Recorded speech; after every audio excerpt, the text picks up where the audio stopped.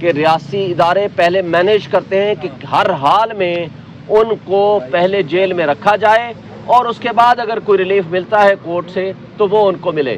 یہ بات تو درست ہے، ریاستی ادارے ہمیشہ یہی کرتے رہے ہیں اور اب بھی کر رہے ہیں. یہ ان کی نہ صرف بدنیتی ہے بلکہ ان کی ایک سیاسی انتقام یا انتقام کی بدترین مثال قائم کرنے کے مترادف ہے. یہ بات درست ہے آپ کی.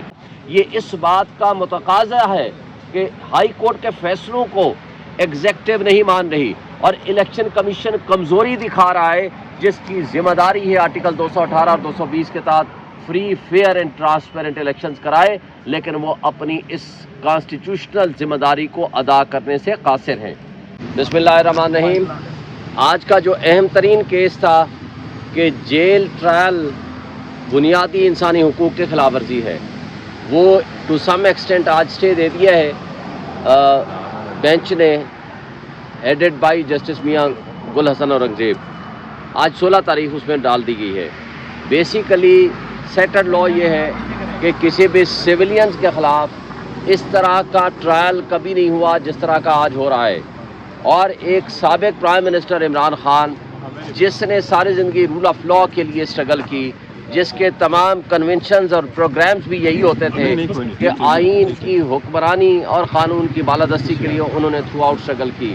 لیکن آج جس انداز سے آپ نے دیکھا توشہ خانہ کیس میں، جس طرح ان کو کنوکشن ہوئی، ایک متعصب جج نے جس انداز سے ان کو سزا دی، حق کے دفاع ختم کر کے، جس میں نہ ملزم ہے نہ ان کا وکیل ہے، اور اس طرح کا ہی پروسیجر اڈاپٹ کیا جا رہا ہے اس سائفر کیس میں، اور اس انداز سے اس کی پروسیڈنگز چلائی جا رہی ہیں کہ جس طرح کہ ایک سب سے بڑا دہشت گرد اس دنیا کا وہ موجود ہو، جہاں بند کمرے کے اندر ایک لحاظ سے وہ ساری ایویڈنس ریکارڈ ہو رہی ہے، کراس ایگزامینیشن کا پراپر موقع نہیں مل رہا، fair chance of defence, fair chance of opportunity of defence, due process کی وائلیشن ہو رہی ہے.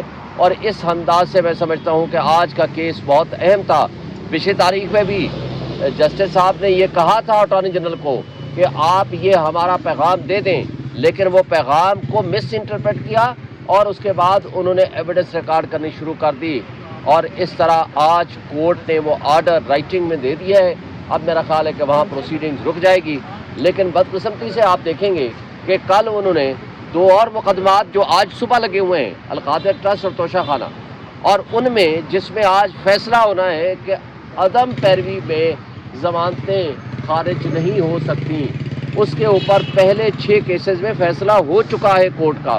لیکن اس میں جو آج کیس کا انتظار کیے بغیر اس میں انہوں نے گرفتاری ڈال دی، which is illegal and unlawful. یہ بدنیتی پہ مبنی بھی ہے. ریاستی ادارے ایک شخص کے حق میں ایک لندن پلان اور لندن ایگریمنٹ کا حصہ بنتے ہوئے ایک سپر لاڈلے کے لیے ایک باندی کا رول ادا کر رہے ہیں. یہ قابل افسوس بات ہے. اور ابھی تک آپ نے دیکھا الیکشن کمیشن آف پاکستان نے وہ رائٹنگ میں وہ بلے کے نشان کا آرڈر ابھی تک ہمیں نہیں ملا. اور اسی طرح جو الیکشنز کو وقت سے پہلے متنازع کرنے کی کوشش ہو رہی ہے، اور عمران خان کو جیل میں رکھ کر، اور سپر لاڈلے جو ایک اشتہاری مجرم تھا اس کو اتنا سپیڈی اس کے حق میں فیصلے کر کے عدلیہ نے بھی اپنے آپ کو متنازع کر دیا ہے. یہ قابل افسوس بات ہے. یہ بتا دیں کائنڈلی کیا اس سے پہلے کسی بھی ملزم یا مجرم کا جیل ٹرائل نہیں ہوا؟ دہشت گردوں کا جیل ٹرائل ہوتا ہے. جو دہشت گرد باہر آئے گا تو ان کے دہشت گردی کے مقدمات اتنے زیادہ ہوں کہ دہشت گرد ان کو چھڑا کے نہ لے جائیں. اس طرح کے حالات میں جیل ٹرائل ہوتا ہے. اس طرح کے حالات میں جیل ٹرائل نہیں ہوتا کہ ایک سابق پرائم منسٹر، اس کے خلاف مقدمہ بھی کچھ نہیں ہے. اب سائفر کیس ہے کیا؟ سائفر کیس بنیادی طور پر میں سمجھتا ہوں کہ جن لوگوں نے بنایا ہے وہ غلامی کی بدترین مثال قائم کرنا چاہتے ہیں. ایک پرائم منسٹر کا پریروگیٹو ہے کہ اگر آپ کے ملک کی سلامتی اور خود مختاری کے اوپر اٹیک ہو تو اس کو دفاع کرنا پرائم منسٹر کی بنیادی ذمہ داری ہے. اور پرائم منسٹر کا یہ حق ہے، پریروگیٹو ہے کہ وہ عوام کو اعتماد میں لے.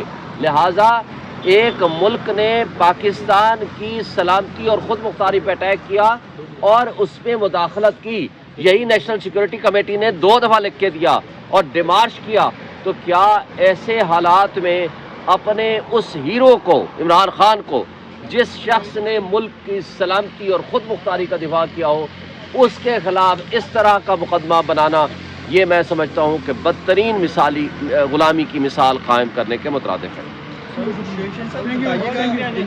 جب نیب نے گرفتاری ڈال دی جیل میں، تب اسلام آباد ہائی کورٹ نے سائبر کا جب کافی لمبے عرصے سے یہ معاملہ چل رہا ہے، اس کا فیصلہ آج دیا جب عمران خان کو پہلے گرفتار کر لیا گیا کسی اور کیس۔ آپ یہ کہنا چاہتے ہیں کہ ریاستی ادارے پہلے مینیج کرتے ہیں کہ ہر حال میں ان کو پہلے جیل میں رکھا جائے اور اس کے بعد اگر کوئی ریلیف ملتا ہے کورٹ سے تو وہ ان کو ملے۔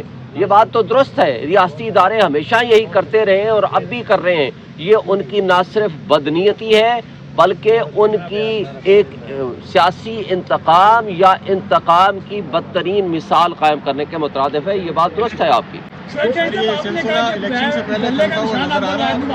کی الیکشن کمیشن سے تو ملاقات ہوئی تھی، اس میں تو طے ہوا تھا یہ بات۔ یہ بات 30 اگست کو الیکشن کمیشن آف پاکستان نے the presence of lawyers, media اور پبلک کی موجودگی میں اناؤنس کیا۔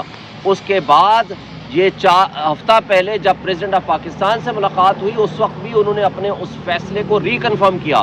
پھر اس دوران کئی دفعہ ہماری ملاقاتیں بھی ہوئیں، ہم نے لیٹرز بھی لکھے اور ہم نے ان کو اپلیکیشنز بھی دیں اور انہوں نے وعدہ کیا، لیکن آج تک وہ آرڈر نہیں آیا۔ اور کل بھی میں نے پیش ہو کر کے چیف الیکشن کمیشن کو کہا کہ آپ لیول پلینگ فیلڈ نہیں دے رہے۔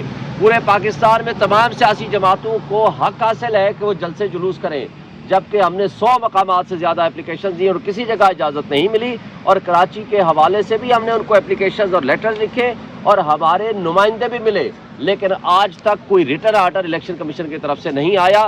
کارروائیوں کا سلسلہ الیکشن سے پہلے آپ کو تھمتا ہوا نظر آ رہا ہے؟ دیکھیں، کیسز میں کچھ بھی نہیں ہے، یہ کارروائیاں بھی آپ کے سامنے جو کچھ ہو رہی ہیں وہ ساری کی ساری الیکشن کو وقت سے پہلے متنازع کرنے کے مترادف ہے، اور میں امید رکھتا ہوں کہ عدالتیں اپنا رول ادا کریں گی، الیکشن کمیشن اپنا رول ادا کرے گا، اور اگر نہیں کریں گے تو اس کا نقصان آپ کے ریاستی اداروں کو ہوگا، آپ کی ریاست کو ہوگا، ریاست کی جڑیں کھوکھلی کرنے کے مترادف ہوگا۔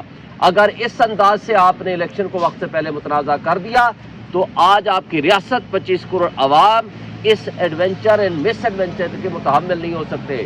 آج 25 کروڑ عوام بھوک، ننگ اور ان امپلائمنٹ میں جس طرح گھری ہوئی ہے، جس طرح کی بے روزگاری ہے، جس طرح کی غربت ہے، جس طرح کے حالات ہیں، اگر آپ نے عوام کے 90% جو کہ ایک مقبول لیڈر ہے اور فیڈریشن کی علامت ہے، تو عوام کا یہ حق ہے کہ وہ جس کو چاہے اپنا اقتدار سونپے، کہ اگر عوام کے حق پہ ڈاکہ ڈالا گیا تو عوام خاموش نہیں رہے گی، اور اس کا نقصان یہ ہوگا کہ آپ کی ریاست کی جڑیں کھوکھلی ہوں گی، معیشت مزید تباہ ہوگی، سیاسی عدم استحکام میں اضافہ ہوگا۔ اس کا نقصان نہ صرف ریاست کو، ریاستی اداروں کو، بلکہ 25 کروڑ عوام کو ہوگا۔ صاحب، جو پاکستان تحریک انصاف کی قانونی ٹیم ہے، ان کے اندر اختلافات بھی سامنے آتے رہتے ہیں اور لڑائی جھگڑے کی نوبت تک بھی آ جاتی ہے۔ کیا وجہ ہے کہ حامد خان نے آپ کو ترجمان کہا ہے اور شیر عبد المروت کو کہا ہے کہ وہ پاکستان تحریک انصاف کا ترجمان ہے؟ دیکھیں، ترجمان کا ہونا یا نہ ہونا یہ تو نوٹیفیکیشن ہو چکے ہیں، اس لیے اس کے اوپر نہ کوئی ابہام ہے، نہ کوئی لڑائی ہے، نہ کوئی جھگڑا ہے، نہ ہی کوئی اس پہ ڈسپیوٹ ہے۔ ہماری لیگل ٹیم کے سربراہ حامد خان صاحب ہیں اور وہ کیسز سائن کرتے ہیں، اور جو وہ فیصلے کرتے ہیں ساری لیگل ٹیم میں اتفاق سے فیصلے ہوتے ہیں۔ Thank you.